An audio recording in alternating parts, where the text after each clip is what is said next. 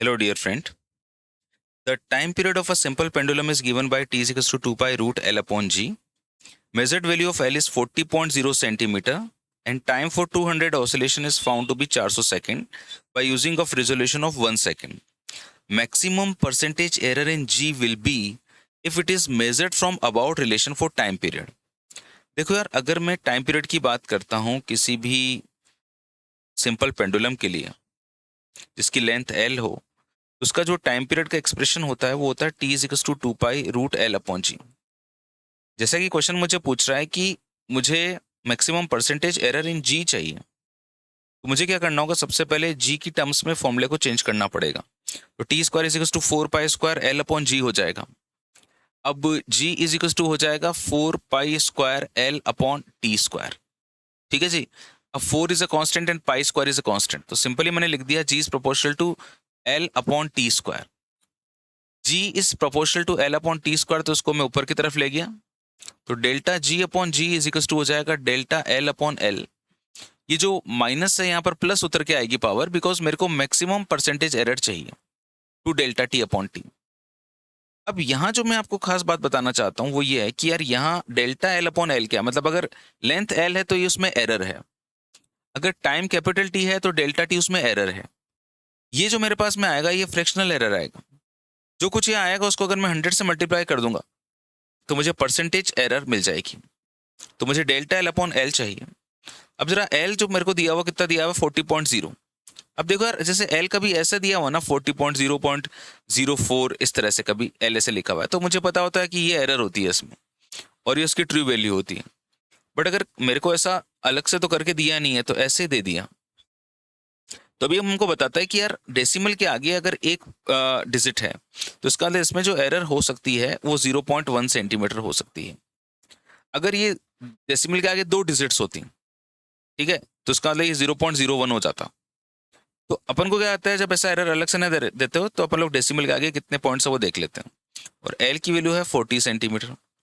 ये वैल्यूज मैं यहाँ पे रख देता हूँ। This is 40 centimetre and this is 0.1 centimetre twice delta T upon T. अब देखो इसकी इन्फॉर्मेशन भी यहाँ पे मेरे को गिवन है, और ये बड़ी खास इन्फॉर्मेशन है। जब मैं 200 ऑसिलेशन लेता हूँ तो मुझे 400 सेकंड उसका टाइम पीरियड मिलता है। टाइम फॉर 200 ऑसिलेशन 400 सेकंड है, और इसमें इन 400 सेकंड्स में जो रिजोल्यूशन है वो 1 सेकंड का है। इसका मतलब ये हुआ कि अगर मैं टी की वैल्यू 400 लेता हूँ कभी, तो मेरे को जो इसमें एरर मिलेगी वो 1 सेकंड होगी, है ना। लेकिन अब ये जो 400 है ये 200 ऑसिलेशंस का टाइम है। तो अगर मैं यहाँ पे डेल्टा टी अपॉन टी देखता हूँ तो delta T is 1 and this is 400। ये मेरे पास में फ्रैक्शनल एरर आ गई टाइम की। इसकी वैल्यू मैं वहाँ पे पुट कर सकता हूँ।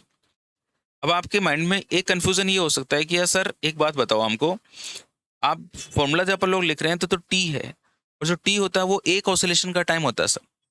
तो आप एक ऑसिलेशन के लिए एरर निकालिए। अब ये आप वैसे भी कर सकते हैं, सेम चीज़ आएगी क्योंकि तो पूरी टाइम की एरर आई। तो मैं एक बार के लिए आपको ये करके बताता हूँ कि अगर एक ऑसिलेशन के लिए एरर निकालेंगे तो कैसे निकालेंगे ना। तो जरा देखो, आपको दिया हुआ है कि 200 ऑसिलेशंस, 200 ऑसिलेशंस का जो टाइम है वो मेरे को 400 सेकंड गिवन है।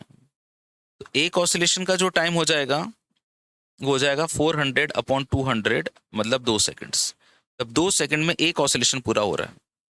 आप जानते हैं कि एक ऑसिलेशन का क्या मतलब होता है? एक ऑसिलेशन का मतलब होता है कि ये पेंडुलम ऐसे ऑसिलेट कर रहा है, पहले इधर जाए फिर इधर जाए फिर इधर जाए फिर इधर आए। तो ये मेरे पास में कैपिटल टी आ गया।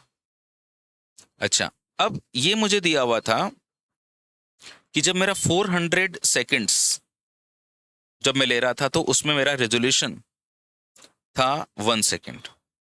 तो 400 सेकंड्स में रेजोल्यूशन 1 सेकंड है, तो 1 सेकंड में रेजोल्यूशन कितना हो जाएगा? 1/400। ओके। तो अब मेरा टाइम पीरियड 2 सेकंड्स है, 2 सेकंड में कितना रेजोल्यूशन हो जाएगा? 1/400 इंटू 2, मतलब 1/200।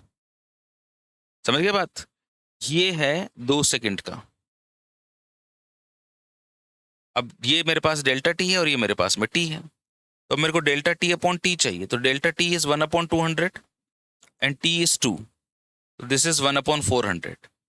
अब मेरे पास में आया 1/400 ये डेल्टा टी यहाँ से। और जब मैंने आपको पहले डायरेक्ट वैल्यू से निकाला था तो भी कितना रहा था 1/400।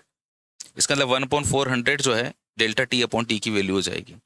इस वैल्यू को मैं यहाँ पर रख देता हूँ और उसको 100 से मल्टीप्लाई कर देता हूँ।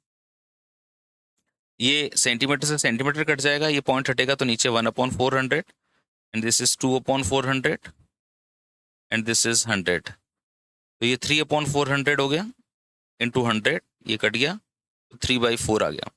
3/4 का मतलब होता है 0.75%। And this is the correct answer of this question.